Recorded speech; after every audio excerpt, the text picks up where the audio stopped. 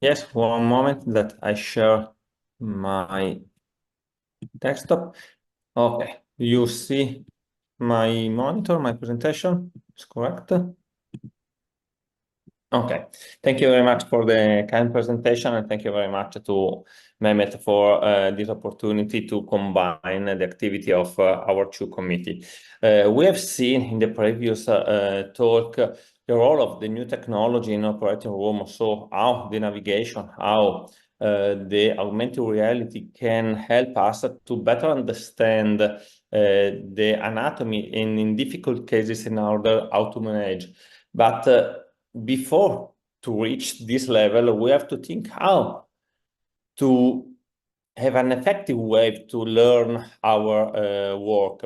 We know that the surgery is a matter of knowledge, competence, performance, and action. And the way that we reach all these competence define and how fast we reach it, define our learning curve. And in surgery, we must advise a steep learning curve. That it means a few repetition to reach the goal and to reach the our standard. But how we can define the teaching program? We know that for surgery right now the courses and cadaver labs represent the gold standard, and there are several opportunities right now worldwide. Yeah, some example is the last that we did in Cape Town during the WFNS Congress.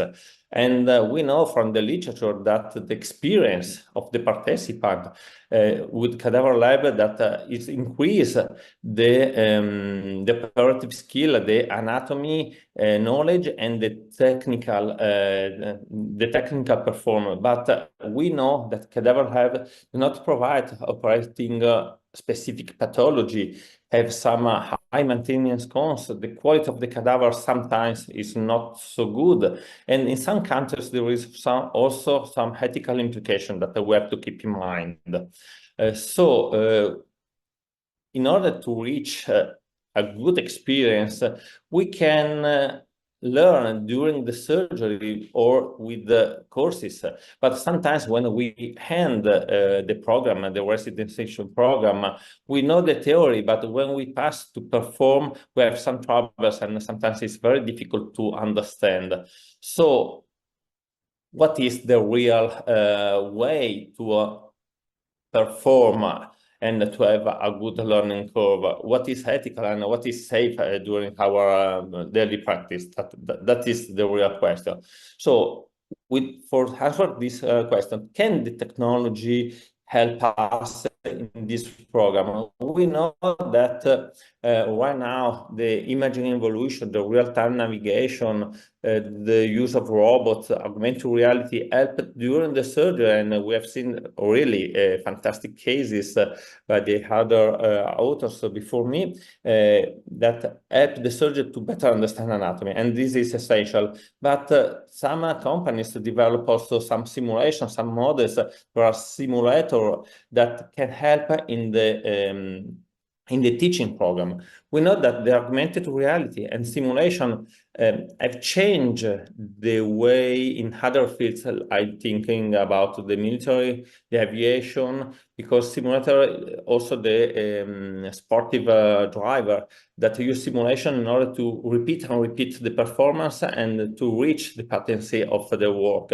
And the correlation between neurosurgery and, for instance, aviation and the training for the pilot is not new. Now there is a new program in the Besta Institute that is called Astronaut, because it's compare the teaching program of the astronaut with the neurosurgery. So it's something that it's changing over the years, and it's work. And the interest in the literature, if we found the word simulation and neurosurgery, we see that in the last 15 years, there is a high increase of publication regarding these topics. And the connection between simulation and neurosurgery is not new. Probably due to the particular issue of our task in brain surgery, to understand the three-dimensionality and the function of the brain and of the spinal cord. So is something that is in our specialty is really there is a kind of connection. And right now, this is a very new review of the literature, and we know that the role of simulator of the models in the training program is more and more accepted. But what are the simulations right now available on the market? We have different kinds of simulator. Maybe someone is based on computer or using with the iPhone or with the pad that simulate the anatomy. We can perform the different step of the surgery, but we have the completely lack of the haptic feedback for the surgical and the skill steps.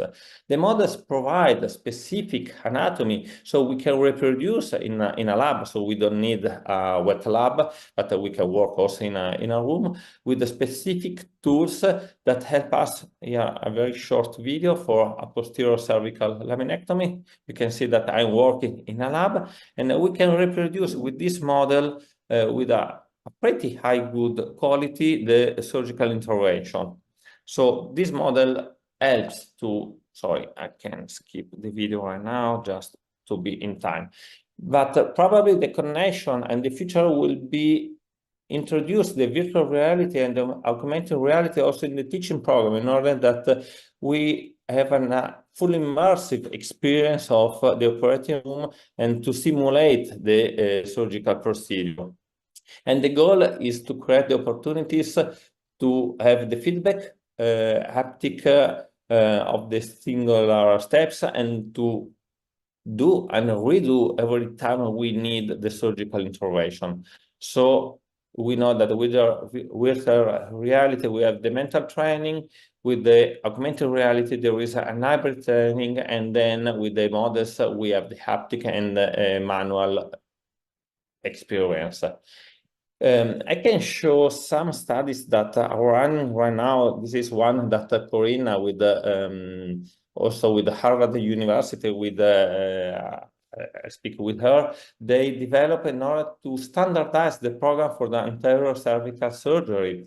They define a way to teach to all the residents, so an introductory video, to perform the technical notes, and then to perform the surgical steps. So every resident have a model, so they can repeat more times the surgical approach. So they are in a lab, in a room, and there is a tutor that follow them, and then they analyze the results. Here the results, 21 residents from the two universities, and very quick, all the time, all the experience and the feeling of the resident were recorded, and finally the resident that participated to these studies defined that there is a better knowledge of the anatomy in the post-training that is statistically significant, and also the timing of each singular procedure were better in the time. So we know that repetition is good. This is our study that we are running out right now in University of Milan, in Vesta Institute, where we compare different way of reproduce surgical step with a simulator, with spine models, and then the last step with the cadaver lab. And we are studying the different group. We divided residents in 3 groups, one that will receive all the 3 different steps, one that will receive the models and only cadaver lab, and one that is the classical way of teaching. This is the objective is to try to understand how the simulator and the models can affect the teaching program, because right now we know that are useful, but the real impact of these tools is not very clear. Every people receive a short video showing the lecture and the demonstration on how it works. This is augmented velocity, just to show how it works and how must be performed the procedure. All participants receive the same lesson at the beginning. Then we analyze the results of accuracy, timing, and number of X-ray scan. And we also analyze with an MNG registration the muscular activation from the beginner, from the resident, and from expert surgeon, in order to weigh how the repetition can change the muscular fatigue during this procedure. Yeah, an example. I am always the first to perform this experiment because I tried by myself. And here the result we show with the simulator, so is the step 1 of the study, that with almost six repetition, the resident reach a plateau with better results.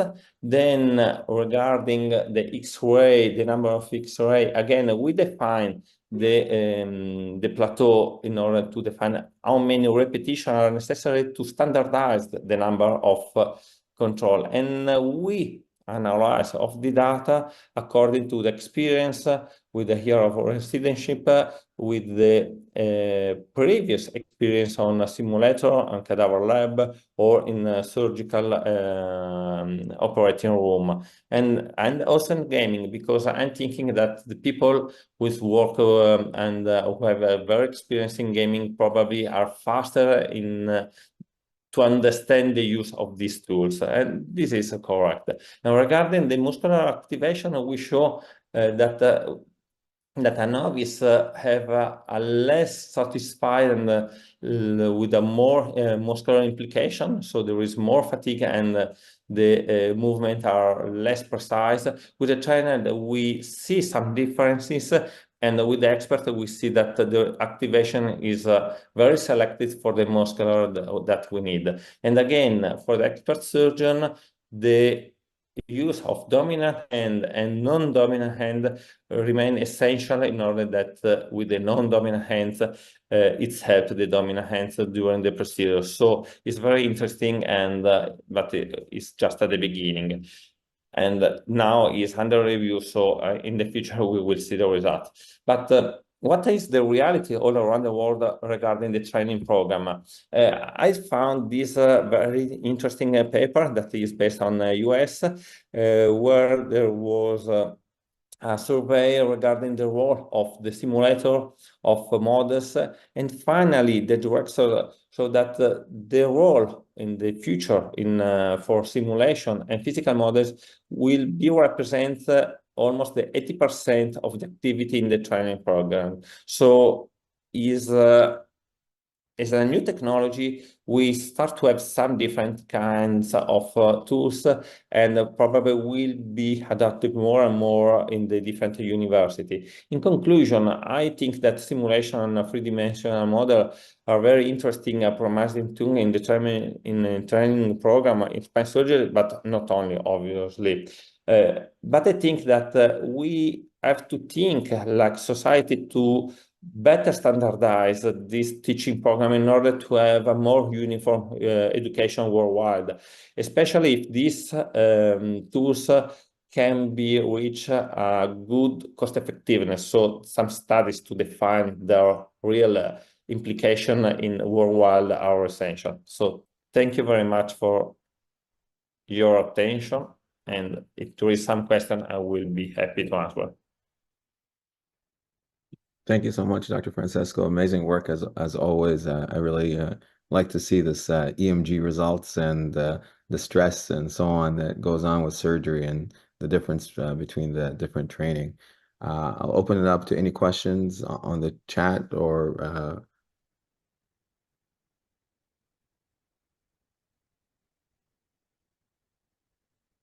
the MG study is very interesting because we know that I was going to your comment that is really interesting. The MG study, we are just analyzing the first step. We are just working on the second setup with the different models, and is quite interesting to see how we change over the time, not only in timing of procedure and accuracy for the keyword, but also in the fatigue of the resident. Is interesting. Yeah, Dr. Salman is asking about the cost, and that was Oh, also Salman, yeah, I saw. Yeah. Right now, for the simulator, It's too much. yeah, Yeah. So how can we bring it down? it's too much. Yeah, right now some models are. Sorry, go on. Yeah, I know that some companies try to find a different material in order to reduce the cost, because right now the cost of a model is cheaper than a cadaver lab, but is too expensive to use worldwide in all scenarios. Little bit better is the simulator, the one that I show for the key wire, have an initial cost, but you can use infinite ways and infinite times. So you have only an initial cost, but finally you can use years by years, and really there is some residents that perform the different difficulties 100, 200 of times because was there. So when it was free, he start using, and there is really his feedback change over the time. For the models, obviously are the best future, because we can probably in the future we can consider also to have anatomy specific or pathology specific models, but as you explained, the costs right now are pretty high to be usable for all the centers.